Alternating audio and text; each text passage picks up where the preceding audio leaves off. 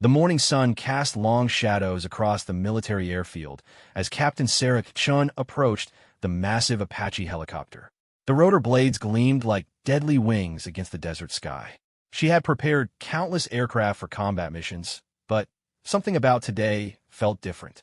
The pilot, Major Jake Rodriguez, was known for his steady nerves and unshakable focus. Yet as Sarah began her routine weapons check, she noticed his hands trembling slightly on the controls. What neither of them knew was that a single glimpse of ink on skin would shatter everything they thought they knew about loyalty, betrayal, and the thin line between enemy and ally. In a world where trust could mean the difference between life and death, some secrets are buried so deep that even the most advanced military technology cannot detect them. But on this scorching Tuesday morning in the Nevada desert, the past was about to collide with the present in ways that would change two lives forever. As Sarah reached for the missile guidance system, her sleeve rode up just enough to reveal something that should have remained hidden. Something that would make a decorated combat pilot question everything he had ever believed about the woman standing beside his aircraft. Sometimes the most dangerous weapons are not the ones mounted on helicopters, but the secrets we carry within ourselves. The alarm clock's shrill cry pierced through the pre-dawn darkness of the military barracks at 0500 hours sharp. Captain Sarah Chun rolled out of her narrow bunk with the practiced efficiency of someone who had done this routine thousands of times before. Her feet hit the cold concrete floor, and within minutes, she was dressed in her desert camouflage uniform, her black hair pulled back in a regulation bun that would fit perfectly under her helmet. Sarah had been a weapons specialist for the Apache Helicopter Division for 7 years now. She knew every bolt, every wire, every explosive component of the H-64 Apache like she knew her own heartbeat. Her colleagues respected her for her meticulous attention to detail and her unwavering dedication to ensuring that every aircraft that left the ground was equipped with properly functioning weaponry. In a job where one small mistake could mean the difference between a successful mission and a catastrophic failure, Sarah's reputation was spotless. As she walked across the sprawling military base in Nevada, the desert air was still cool from the night, but she could already feel the promise of another scorching day ahead. The base was beginning to come alive around her. Soldiers emerged from barracks, vehicles rumbled to life, and the distant sound of helicopter rotors could be heard as the early morning flight crews began their preparations. Sarah made her way to the maintenance hangar where her assigned Apache waited like a sleeping predator. The AH-64 Apache was a formidable piece of military technology, bristling with enough firepower to level a small building. Its twin engines could propel it through the air at speeds exceeding 150 miles per hour, and its advanced targeting systems could lock onto enemies from miles away. But for all its technological sophistication, the Apache was only as reliable as the people who maintained it. She began her morning routine with a careful visual inspection of the aircraft's exterior. Her trained eyes scanned every inch of the helicopter's armored skin, looking for signs of wear, damage, or anything that might compromise its performance. She checked the rotor blades for cracks, examined the engine intakes for foreign objects, and verified that all external weapon systems were properly secured. The Apache's primary weapons included a 30mm M230 chain gun mounted beneath the aircraft's nose, capable of firing 625 rounds per minute with devastating accuracy. On either side of the fuselage, pylons could be equipped with various combinations of Hellfire missiles, Hydra rocket pods, or additional ammunition. Sarah's job was to ensure that each weapon system was not only functional, but loaded with the correct ordnance for the day's mission. As she worked, Sarah's mind wandered to thoughts of her childhood back in California. She had grown up in a small town where everyone knew everyone, and the idea of working with military-grade weapons would have seemed like something from a movie. Her parents had immigrated to the United States when she was 5 years old, bringing with them dreams of a better life and a strong work ethic that they had instilled in their daughter from an early age. Sarah had always been mechanically inclined. While other girls her age were playing with dolls, she was taking apart old radios and watches to see how they worked. Her fascination with how things functioned had led her to pursue a degree in mechanical engineering before enlisting in the Army. The military had recognized her talents and fast-tracked her into the specialized field of aircraft weapon systems. The morning sun was beginning to rise higher, casting long shadows across the tarmac as Sarah continued her methodical inspection. She had learned early in her career that rushing through safety checks was a luxury that could cost lives. Every connector had to be secure, every safety mechanism had to function properly, and every round of ammunition had to be accounted for. As she moved to check the Hellfire missile mounts, Sarah noticed movement near the pilot-ready room. Major Jake Rodriguez was walking toward the aircraft, his flight helmet tucked under his arm and his aviator's sunglasses reflecting the morning light. Jake had been flying Apache helicopters for over a decade and had earned a reputation as one of the most skilled pilots in Squadron. His calm demeanor and quick thinking had saved countless lives during his deployments overseas. Jake approached the helicopter with the confident stride of someone completely comfortable in his environment. At 34 years old, he was considered to be in his prime as a combat pilot. His Mexican-American heritage was evident in his dark features, and his easy smile had a way of putting nervous crew members at ease before difficult missions. But today, Sarah noticed something different about him. There was a tension in his shoulders that she had never seen before, and his usual pre-flight banter was replaced by an uncharacteristic silence. "Morning, Chun," Jake said as he began his own pre-flight inspection of the cockpit systems. "How are we looking today?" "All weapon systems check out normal, Major," Sarah replied, making notes on her inspection checklist. "I'm just finishing up the missile guidance calibration, and then she'll be ready to fly." Jake nodded, but seemed distracted. He climbed into the front seat of the Apache's tandem cockpit configuration, where the pilot sits behind and slightly above the gunner. Sarah could see him running through his instrument checks, but his movements seemed mechanical, lacking the enthusiasm he usually brought to flying. The Apache's cockpit was a marvel of military engineering, packed with digital displays, targeting systems, and flight controls that allowed a single crew to operate one of the world's most advanced attack helicopters. The pilot's helmet was equipped with a sophisticated sight system that could track targets simply by following the movement of the pilot's eyes. When everything worked in perfect harmony, the Apache became an extension of the pilot's will, capable of engaging multiple targets with lethal precision. Sarah continued her work on the weapons systems, her hands moving with practiced precision as she verified the electrical connections for the missile guidance computers.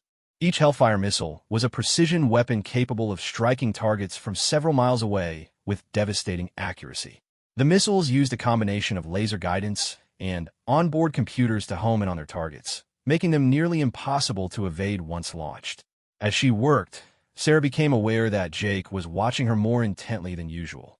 When she glanced up, she found his eyes focused on her with an expression she couldn't quite read. It wasn't the casual observation of a pilot checking on his weapon specialist, but something more intense, almost suspicious. "Everything all right, Major?" Sarah asked, pausing in her work. Jake seemed to snap out of whatever trance he had been in. "Yeah, just tired, I guess. Long night." But Sarah could tell there was more to it than fatigue. In the 7 years they had worked together, she had learned to read Jake's moods, and something was definitely bothering him. She had noticed over the past few days that he seemed more on edge than usual, more prone to studying people when he thought they weren't looking. The base around them was fully awake now, with mechanics, pilots, and support staff moving between aircraft in the organized chaos that preceded a day of flight operations. Trucks loaded with fuel and ammunition moved along the flight line, and the distant sound of jet engines could be heard as F-16 fighters prepared for their own missions. Sarah finished her weapons check and began to pack up her tools. The Apache was ready for flight, every system functioning within normal parameters. But as she prepared to sign off on her inspection report, she realized that she needed to make one final adjustment to the missile rack on the starboard side of the aircraft. She moved around to the right side of the helicopter and reached up to access the missile mounting system. The desert sun was getting warmer now, and Sarah could feel perspiration beginning to form under her uniform. As she stretched to reach the upper mounting bolts, the sleeve of her uniform rode up slightly, exposing a small portion of her forearm that was normally covered. At that exact moment, Jake chose to lean out of the cockpit to get a better view of Sarah's work. His eyes fell on the exposed skin of her arm, and what he saw there made his blood run cold. For just a brief second, he caught sight of what appeared to be a tattoo, partially hidden beneath the fabric of her uniform sleeve. The design was intricate and unmistakable to someone with Jake's background. During his deployments in the Middle East, he had seen similar markings on enemy combatants and intelligence reports. The tattoo appeared to be written in Arabic script, intertwined with symbols that Jake recognized from briefings about insurgent groups and terrorist organizations. Jake's mind raced as he tried to process what he had just seen. Sarah Chun, the woman he had trusted with his life countless times, the weapons specialist who had access to enough firepower to level a city block, appeared to have markings associated with groups that the United States military had been fighting for over 2 decades. His hands began to tremble slightly as the implications of his discovery sank in. If Sarah was somehow connected to enemy organizations, then every mission they had flown together, every weapon she had loaded, every target they had engaged could have been compromised. The thought that he might have been unknowingly working alongside someone with divided loyalties was almost too terrible to consider. Sarah, oblivious to Jake's discovery, finished her adjustment and pulled her sleeve back down. She completed her paperwork and prepared to clear the aircraft for flight. But as she moved to approach Jake for the final mission briefing, she noticed that something had changed dramatically in his demeanor. The easy confidence that Jake usually projected was gone, replaced by a rigid tension that made him look like a man who had just seen a ghost. His eyes, which had always met hers with professional respect and friendship, now seemed to look right through her with a coldness that made her stomach tighten with unease. "Major Rodriguez?" Sarah said tentatively. "Are you ready for the mission briefing?" Jake's response was clipped and formal, lacking any of the warmth that had characterized their working relationship for years. "Report to the command center in 10 minutes, Captain. We'll go over the mission parameters there." As Sarah watched Jake's change behavior, she felt a growing sense of anxiety. Something had happened in the past few minutes that had fundamentally altered the dynamic between them, but she had no idea what it could be. The morning that had started as routine as any other was suddenly charged with intention that she couldn't understand or explain. The desert wind picked up slightly, stirring the dust around the aircraft and carrying with it the promise of secrets about to be revealed and trust about to be tested in ways that neither Sarah nor Jake could have imagined when they had awakened that morning. The stage was set for a confrontation that would force both of them to question everything they thought they knew about loyalty, identity, and the complex nature of truth in a world where appearances could be more dangerous than any weapon mounted on the most advanced helicopter in the world. Jake Rodriguez sat in the command center briefing room, staring at the mission folders spread across the metal table in front of him, but his mind was somewhere else entirely. The fluorescent lights hummed overhead, casting harsh shadows across the maps and satellite photographs that detailed their assigned patrol route for the day. Other pilots and crew members moved in and out of the room, discussing weather conditions and threat assessments, but their voices seemed to come from a great distance. The image of Sarah's tattoo was burned into his memory like a photograph that wouldn't fade. The Arabic script had been clearly visible for only a few seconds, but those seconds were enough for Jake to recognize symbols and text that had been drilled into his consciousness through years of counterterrorism briefings and intelligence training. The intricate design wasn't random artwork or a simple decorative tattoo. It was something far more significant and potentially far more dangerous. Jake's military career had taken him to some of the most volatile regions in the world. He had flown missions over Iraq, Afghanistan, and Syria, where the line between friend and enemy was often blurred by the complex politics of regional conflicts. During his deployments, he had learned to identify the markings, symbols, and coded messages used by various insurgent groups to communicate and identify each other. What he had seen on Sarah's arm bore a striking resemblance to markings associated with a particular faction that had been responsible for numerous attacks on American forces.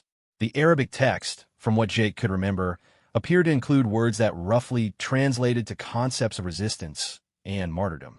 Interwoven with the text were geometric patterns that serve as identifiers for specific cells within larger terrorist networks.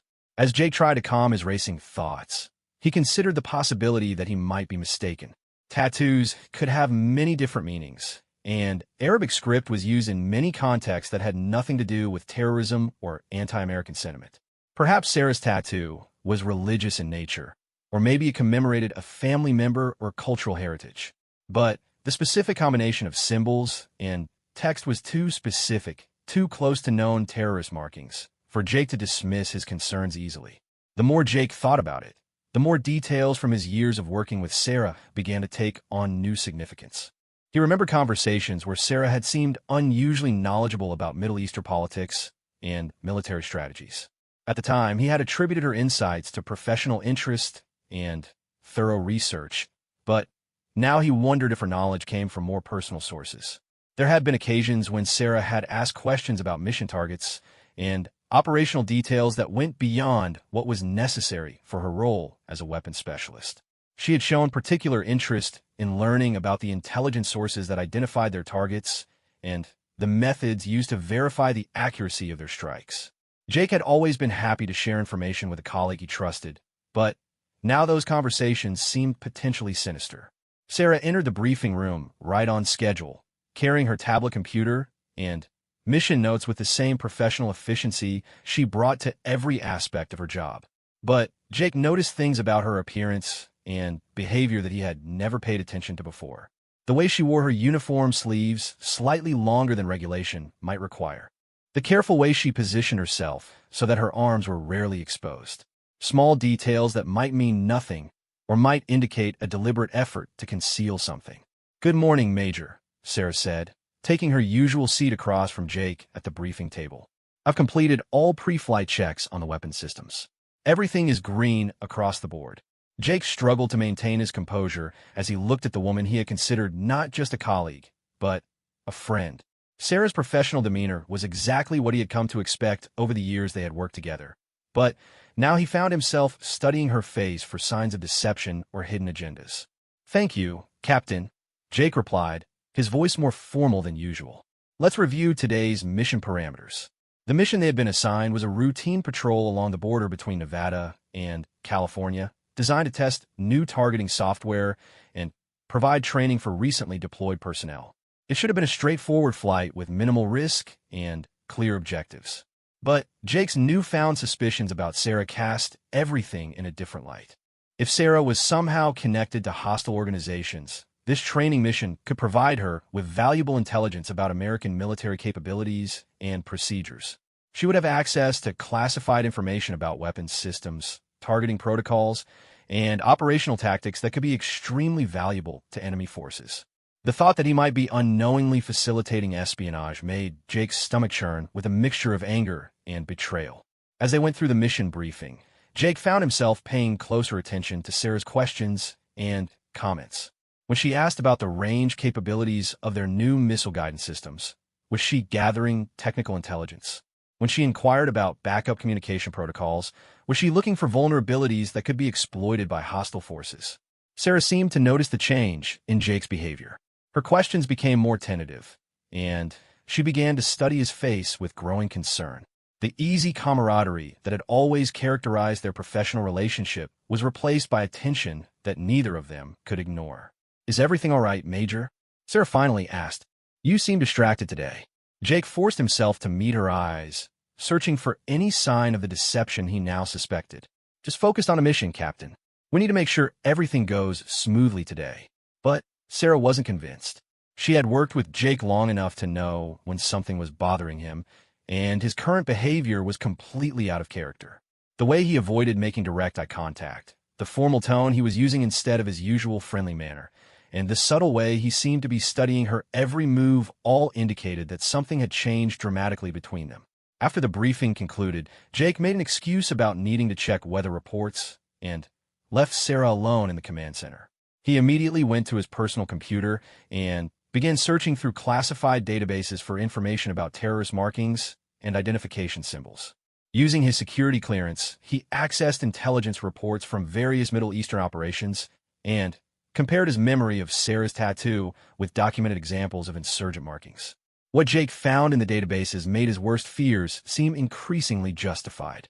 The combination of Arabic script and geometric patterns he remembered seeing on Sarah's arm appeared in multiple intelligence reports as identifiers used by a particularly dangerous terrorist organization known for recruiting sleeper agents and embedding them within target institutions.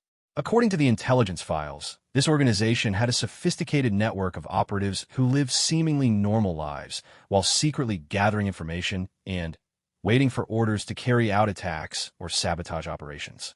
The tattoos served as a way for operatives to identify each other and communicate their level of access and operational status. Jake's hand shook as he read through report after report detailing how this organization had successfully infiltrated military installations, government agencies, and private corporations throughout the world. Their operatives were trained to blend in perfectly with their surroundings, often spending years building trust and establishing themselves in positions of responsibility before being activated for specific missions. The possibility that Sarah might be one of these sleeper agents seemed increasingly plausible as Jake reviewed the intelligence material. Her technical expertise, her access to sensitive military equipment, and her position of trust within the Apache squadron would make her an extremely valuable asset for any organization seeking to damage American military capabilities. Jake's mind raced with the implications of his discovery. If Sarah was indeed a hostile operative, then every mission they had flown together could have been compromised. She would have had access to targeting information, operational procedures, and weapons capabilities that could be used to develop countermeasures or plan attacks against American forces. The weight of his responsibility hit Jake like a physical blow. As Sarah's commanding officer and the pilot who had worked most closely with her, he had a duty to report his suspicions to military intelligence. But he also knew that making such an accusation without definitive proof could destroy the career and reputation of someone who might be completely innocent. Jake closed the computer database and sat in silence, trying to decide on his next course of action. Outside the window, he could see Sarah conducting her final pre-flight checks on their Apache helicopter, her movements confident and professional as always. The contradiction between the woman he thought he knew and the possible terrorist operative he now suspected created a cognitive dissonance that was almost impossible to resolve. The sound of his phone ringing interrupted Jake's troubled thoughts. It was the tower control, informing him that their flight clearance had been approved and they needed to be airborne within the next 30 minutes. Jake acknowledged the call and gathered his flight gear, knowing that he would soon be alone in a heavily armed aircraft with someone he now viewed as a potential enemy. As Jake walked toward the helicopter, he made a decision that would change everything. He would proceed with the mission as planned, but he would watch Sarah carefully for any signs of suspicious behavior. If his suspicions proved correct, he would be ready to take whatever action was necessary to protect himself and prevent any classified information from being compromised. The desert sun was reaching its full intensity now, and heat waves shimmered off the tarmac as Jake approached the Apache. Sarah was waiting beside the aircraft, her helmet secured, and her flight suit zipped up to the collar, completely concealing any trace of the tattoo that had started this chain of suspicion and doubt.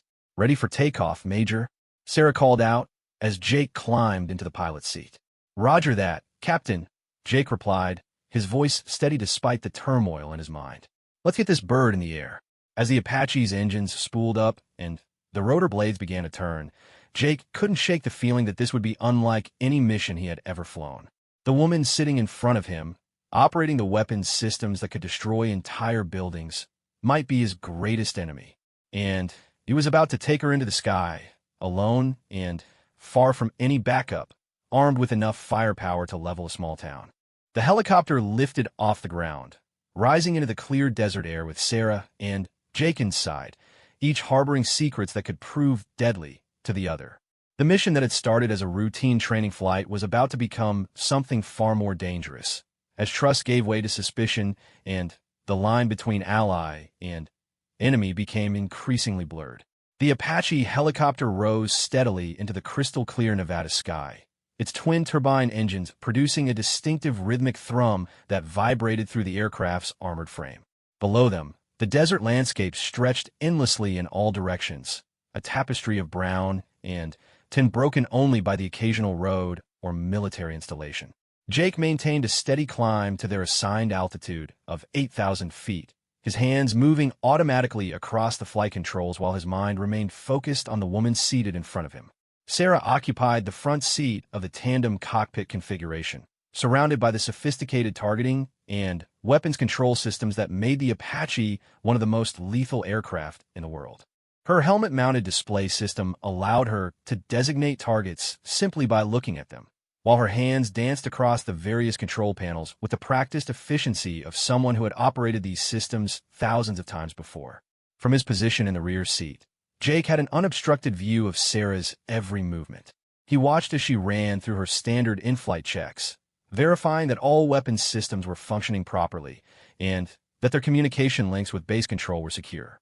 Her professionalism was evident in every action, but Jake now found himself questioning whether that professionalism concealed darker motives. Base control, this is Apache 77. Sarah spoke into her headset microphone. We are airborne and proceeding to designated patrol area. All systems nominal. The response crackled through their headsets immediately. Roger, Apache 77. You are clear to proceed. Report when you reach Waypoint Alpha. As they flew toward their assigned patrol area, Jake couldn't help but think about all the missions he and Sarah had completed together over the years. They had flown combat sorties in Afghanistan, where Sarah's expertise with the weapon systems had helped them eliminate high-value targets with surgical precision. They had provided close air support for ground troops in hostile territory, where her quick thinking and accurate targeting had saved countless American lives. Now Jake wondered if those successful missions had been part of some elaborate deception. Had Sarah been feeding information to enemy forces about American tactics and capabilities? Had she deliberately allowed certain targets to escape or provided intelligence that helped hostile forces avoid detection?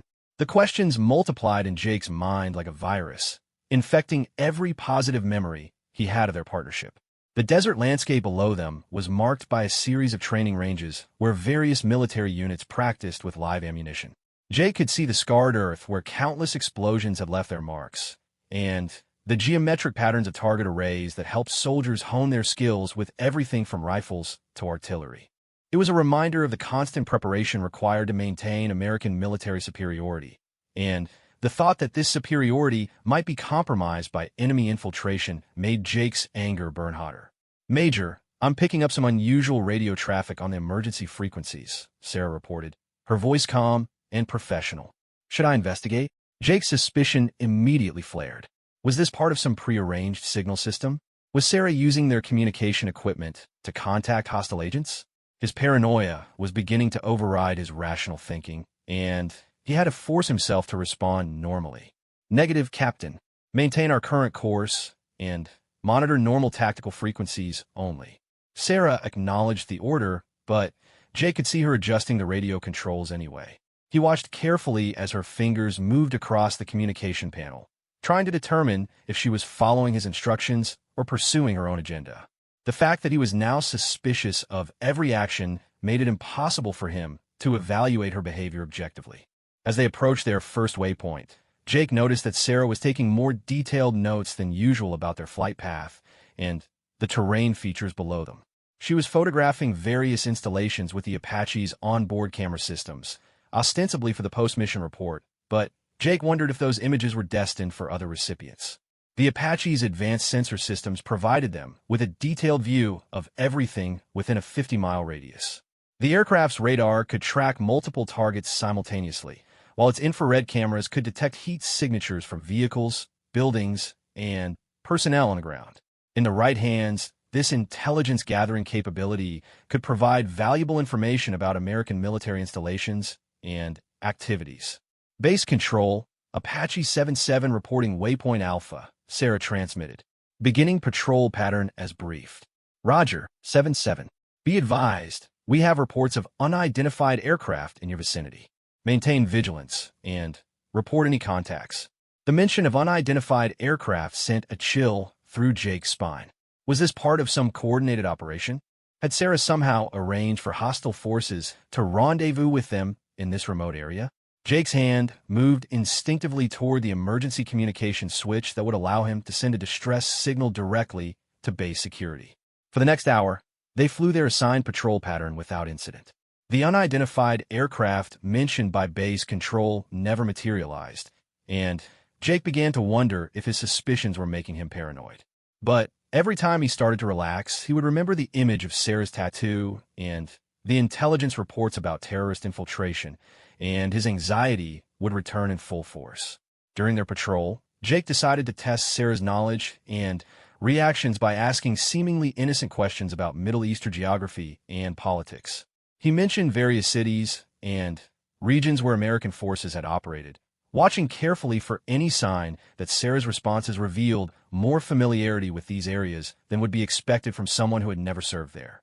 "You seem to know a lot about the tribal dynamics in Afghanistan," Jake observed after Sarah had provided a surprisingly detailed analysis of regional politics. "Where did you pick up that information?" Sarah glanced back at him with a puzzled expression. "Military intelligence briefings, mostly, plus a lot of reading. I like to understand the bigger picture of what we're doing out there." Her answer was perfectly reasonable, but Jake filed it away with all the other small details that were building his case for suspicion.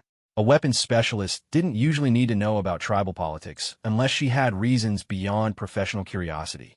As they completed their patrol and began heading back toward base, Jake made a decision that would irrevocably change their relationship. He was going to force a confrontation that would either confirm his suspicions or put them to rest once and for all. He couldn't continue working with Sarah while harboring doubts about her loyalty, and he couldn't ignore the possibility that she represented a genuine threat to American security. "Captain Chun," Jake said, his voice taking on a formal tone that Sarah had never heard before. "I need to ask you about something I observed during pre-flight this morning." Sarah's body tensed almost imperceptibly, but Jake caught the subtle change in her posture. "What kind of observation, Major?" "I noticed you have a tattoo on your left forearm." The design caught my attention because it appeared to include Arabic script. The silence that followed Jake's statement was deafening. Sarah didn't respond immediately, and Jake could see her hands gripping the weapon's controls more tightly than before. When she finally spoke, her voice was carefully controlled, but carried an undercurrent of emotion that Jake couldn't identify. "That's correct, Major. I do have a tattoo with Arabic script. Is there a problem with that?" Jake's heart rate increased as he prepared for what might be the most dangerous conversation of his military career. They were alone in a heavily armed aircraft thousands of feet above the desert, and he was about to accuse his weapons operator of being a terrorist agent. If he was wrong, he would destroy both their careers. If he was right, he might not survive the confrontation. The design resembled markings I've seen in intelligence briefings about terrorist organizations. "I need you to explain what that tattoo means and why you have it." The Apache continued flying steadily toward base, but the atmosphere inside the cockpit had become electric with tension. Sarah remained silent for several long moments, and Jake began to wonder if she was formulating a response or planning some kind of attack.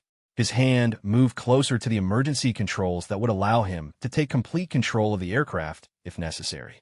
When Sarah finally spoke, her voice was quiet but filled with an intensity that Jake had never heard before. "Major Rodriguez, that tattoo represents something very personal to me. Something that has nothing to do with terrorism or anti-American sentiment. But the fact that you would jump to such conclusions tells me a lot about what you really think of me." Jake felt a mixture of relief and continued suspicion at Sarah's response. She hadn't denied the existence of the tattoo or tried to claim he had been mistaken about what he saw.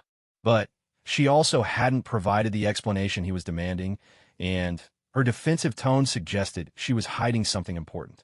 "Captain, given the security implications of what I observed, I need more than vague assurances. That tattoo contains symbols and text that match known terrorist identifiers. I need you to explain exactly what it means and how you came to have it." Sarah turned in her seat to look directly at Jake for the first time since the conversation had begun. Her eyes were filled with a combination of hurt, anger, and something else that Jake couldn't quite identify. When she spoke, her words were measured and deliberate. "Major, if you believe I am a security threat, then you have a duty to report your concerns to military intelligence. But I want you to understand that your suspicions are not only wrong, but they reveal a level of prejudice that I thought you were above." The accusation of prejudice hit Jake like a physical blow.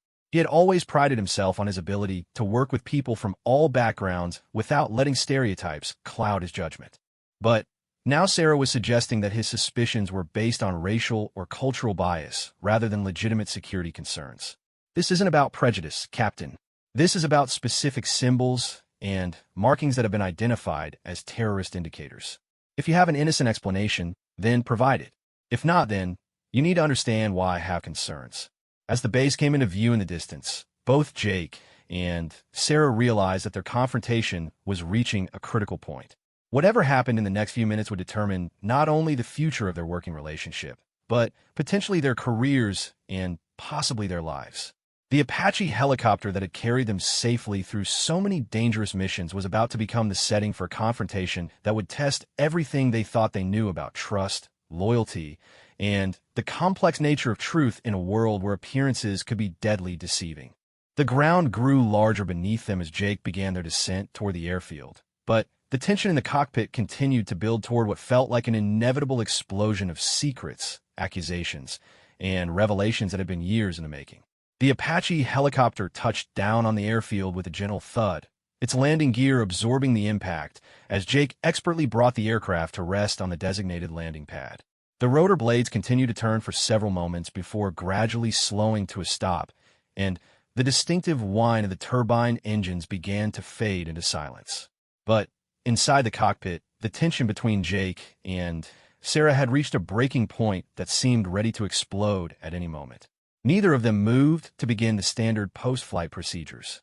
Instead, they sat in silence, each waiting for the other to make the next move in what had become a dangerous game of accusations and denials. The weight of Jake's suspicions hung between them like a loaded weapon, while Sarah's anger at being suspected of treason created an almost palpable barrier of hostility. Finally, Jake reached up and removed his flight helmet, running his hands through his hair as he tried to decide how to proceed. He knew that once they left the aircraft, he would have to make a formal decision about whether to report his suspicions to military intelligence. That decision would set in motion a chain of events that could destroy Sarah's career and reputation, even if she turned out to be completely innocent. "Captain Chun," Jake said slowly, his voice carrying the weight of his internal struggle. "Before we shut down, I need you to understand the position you've put me in. I've seen markings on your body that match known terrorist identifiers. You've refused to provide an adequate explanation for those markings. As your commanding officer and as someone responsible for protecting classified information, I have a duty to report these concerns." Sarah remained motionless in the front seat for several long moments before slowly reaching up to remove her own helmet. When she turned to face Jake, he was surprised to see that her eyes were glistening with unshed tears. The professional mask she had maintained throughout their confrontation was beginning to crack, revealing emotions that seemed to come from somewhere much deeper than wounded pride or professional indignation. "Major Rodriguez," Sarah said, her voice barely above a whisper, "if you report me as a suspected terrorist, my career will be over regardless of what any investigation might conclude. My family will be destroyed by the accusations. My life, as I know it, will cease to exist. So before you make that decision, I'm going to tell you something that I've never told anyone in the military, something that I hoped I would never have to reveal." Jake felt his heart rate increase as he prepared to hear what might be either a confession of guilt or an explanation that would change everything he thought he knew about the woman he had worked with for so many years. The desert wind had picked up outside the aircraft, rattling the helicopter slightly and creating an eerie backdrop for what felt like a moment of truth. Sarah took a deep breath and began to speak, her words coming slowly and deliberately as if each one required tremendous effort. "The tattoo you saw is not what you think it is, Major. It's not a terrorist symbol or a mark of anti-American sentiment. It's a memorial to my brother, who was killed by the same terrorist organization whose symbols you think you recognized." Jake felt as if the ground had shifted beneath him. Sarah's revelation was so unexpected, so completely contrary to his assumptions, that he struggled to process what she was telling him. "Your brother?" he managed to ask. "My brother David was a Marine serving in Afghanistan 5 years ago," Sarah continued, her voice growing stronger as she committed to telling her story. "He was part of a convoy that was attacked by a roadside bomb planted by members of a terrorist cell. 3 Marines were killed in that attack, including David. The Arabic text in my tattoo is his name written in the language of the people who killed him, along with a verse from the Quran about justice and remembrance." The revelation hit Jake like a physical blow. Everything he thought he had understood about Sarah's tattoo, everything that had led him to suspect her of being a terrorist operative, was completely wrong. Instead of marking her as an enemy agent, the tattoo was a deeply personal memorial to a family member who had died fighting against the very forces Jake had suspected her of supporting. "I had the tattoo done 6 months after David's funeral," Sarah explained, her voice now thick with emotion. "I wanted to carry something with me that would remind me every day why I do this job. Why I spend my time making sure that pilots like you have working weapon systems when you go up against the people who killed my brother. The Arabic script isn't a terrorist identifier, Major. It's a promise to my brother that his death won't be forgotten. Jake felt a wave of shame wash over him as he realized how completely he had misinterpreted what he had seen. His knowledge of Arabic was limited to military terminology and tactical phrases, but Sarah's explanation made perfect sense. The symbols he had thought were terrorist markings were actually memorial inscriptions, created not to honor enemies, but to remember a fallen hero. Sarah, Jake began, but she held up a hand to stop him. There's more, Major. The reason I know so much about Middle Eastern politics and tribal dynamics isn't because I'm a terrorist sympathizer. It's because I've spent the last 5 years studying everything I could about the region where my brother died. I wanted to understand the conflict, understand the enemy, understand what we're really fighting for over there. Every briefing I've read, every report I've studied, every question I've asked about our missions has been driven by my need to make sure that David's sacrifice meant something. The pieces of the puzzle were falling into place in Jake's mind, but instead of revealing the terrorist plot he had feared, they were painting a picture of a woman driven by grief and a desire for justice to excel at her job. Her detailed knowledge of the enemy wasn't the result of sympathetic allegiance, but of a sister's determination to understand the forces that had taken her brother's life. Sarah reached into a pocket of her flight suit and pulled out a small photograph that showed a young man in Marine dress uniform. The resemblance between Sarah and the Marine was unmistakable, and Jake could see the pride and love in the soldier's eyes as he smiled at the camera. "This is David," Sarah said simply. "This is why I do what I do." Jake stared at the photograph, feeling the weight of his accusations settling on his shoulders like a crushing burden. He had suspected this woman of being a terrorist when she was actually one of the most dedicated and personally motivated soldiers he had ever worked with. Her commitment to the mission wasn't the result of professional duty alone, but of a deeply personal drive to honor her brother's memory and ensure that other families wouldn't suffer the same loss. "Captain, I owe you an apology," Jake said, his voice heavy with regret. "I jumped to conclusions based on incomplete information and let my paranoia override my judgment. What I did was wrong, and I understand if you can never trust me again." Sarah looked at Jake for a long moment, her expression unreadable. Then, slowly, she began to roll up the sleeve of her flight suit, exposing the tattoo that had started their entire confrontation. Now that Jake knew what to look for, he could see that the Arabic script was indeed a name, written in elegant calligraphy and surrounded by verses that spoke of remembrance and justice rather than hatred and violence. "The geometric patterns you thought were terrorist symbols," Sarah explained, pointing to the intricate designs that surrounded the text, "are actually traditional Islamic art patterns that represent eternity and the continuation of the soul after death. I included them because David always respected the religious beliefs of the local people he worked with in Afghanistan, even though some members of their communities have been turned against us by extremist groups." Jake studied the tattoo carefully, seeing it now with completely different eyes. What had appeared sinister and threatening a few hours earlier now looked like exactly what Sarah claimed it was, a beautiful and deeply personal memorial to a fallen soldier. The Arabic calligraphy was artistic rather than militant, and the geometric patterns were spiritual rather than political. "I never talk about David at work," Sarah continued, "because I learned early in my career that people react differently when they know you've lost someone in combat. Some treat you like you're fragile and can't handle the stress. Others assume you're seeking revenge and can't make rational decisions. I want to be judged on my professional abilities, not on my personal tragedy." The irony of the situation was not lost on Jake. Sarah had concealed her tattoo and her personal history precisely to avoid the kind of misunderstanding that had just occurred, but that concealment had actually contributed to his suspicions. Her efforts to maintain professional boundaries and avoid unwanted sympathy had inadvertently made her appear secretive and potentially dangerous. "How do you deal with it?" Jake asked quietly. "How do you work with weapons systems every day knowing what happened to your brother?" Sarah was quiet for a moment before answering.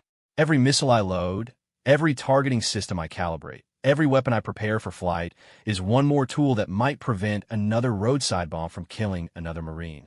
David died because our intelligence wasn't good enough, our technology wasn't advanced enough, and our understanding of the enemy wasn't complete enough. I can't bring him back, but I can make sure that the pilots and soldiers who come after him have better equipment and better support. As Jake listened to Sarah's explanation, he realized that he was witnessing something extraordinary. This woman had taken a personal tragedy that could have destroyed her and transformed it into a driving force that made her one of the most dedicated and effective weapons specialists in the military. Her expertise wasn't just the result of training and experience, but of a deeply personal commitment to preventing other families from suffering the loss she had endured. The sound of approaching vehicles broke the spell of their conversation. Jake could see security personnel and maintenance crews beginning to move toward their aircraft for the standard post-flight inspection and debriefing. In a few minutes, they would be surrounded by other people, and the opportunity for private conversation would be lost. "Sarah," Jake said, using her first name for the first time in their professional relationship, "I want you to know that what you've told me will never leave this cockpit. Your privacy and your personal story are safe with me. But I also want you to know that you don't have to carry this burden alone. If you ever want to talk about David, or about the work we do, or about anything else, I'm here." Sarah smiled for the first time since their confrontation had begun, and Jake could see some of the tension leaving her shoulders. "Thank you, Major. That means more to me than you know." As they began to shut down the aircraft systems and prepare for their post-flight duties, Jake reflected on how completely his understanding of Sarah had changed in the space of a single conversation. The woman he had suspected of being an enemy agent was actually one of the most patriotic and dedicated people he had ever met. Her commitment to the mission was absolute, driven not by abstract duty, but by personal experience of loss and a determination to prevent others from suffering the same fate. The desert sun was beginning to set, painting the sky in brilliant shades of orange and red as ground crews approached the Apache helicopter. Jake and Sarah gathered their equipment and prepared to exit the aircraft, but the dynamic between them had been fundamentally altered by their conversation. Trust had been broken and rebuilt, suspicions had been raised and dispelled, and both of them had learned something important about the complexity of truth and the danger of assumptions in a world where appearances could be deceiving. 6 months had passed since the day Jake Rodriguez discovered the truth about Sarah Chin's tattoo, and the relationship between the pilot and his weapons specialist had evolved in ways that neither of them could have predicted. The initial crisis of trust had given way to a deeper understanding and mutual respect that made them one of the most effective teams in the Apache squadron. Their success rate on training missions had improved dramatically, and their coordination during complex operations had become the standard that other crews aspired to match. The morning sun was rising over the Nevada desert once again as Jake approached the familiar silhouette of their Apache helicopter.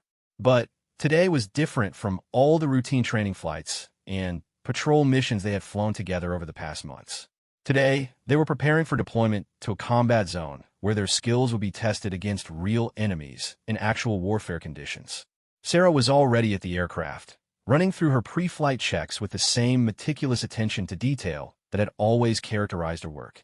But Jake now understood that her dedication came from sources much deeper than professional pride or military discipline.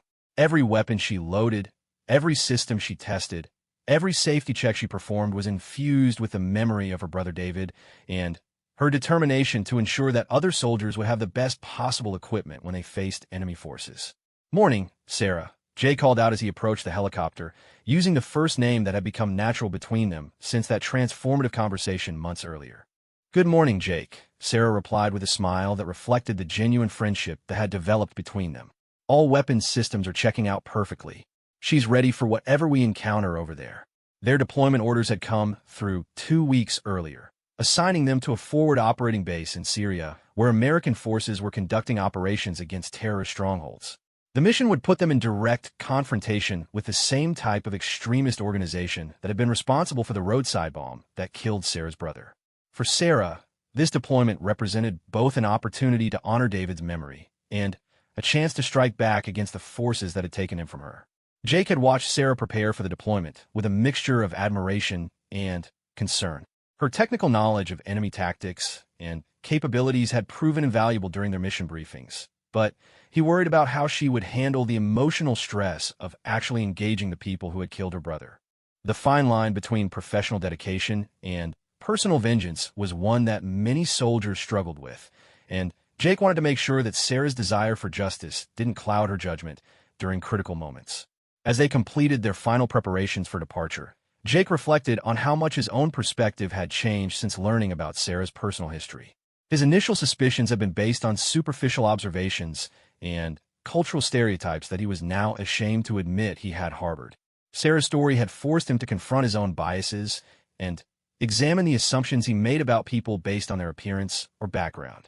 The experience had made Jake a better officer and a better person.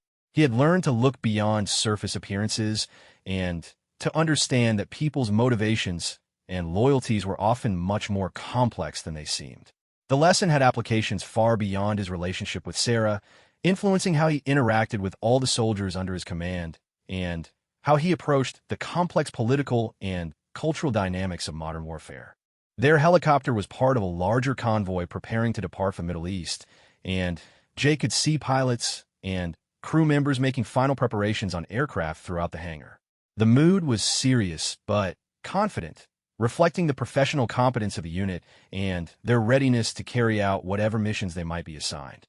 Colonel Martinez, their squadron commander, approached their aircraft for a final briefing before departure.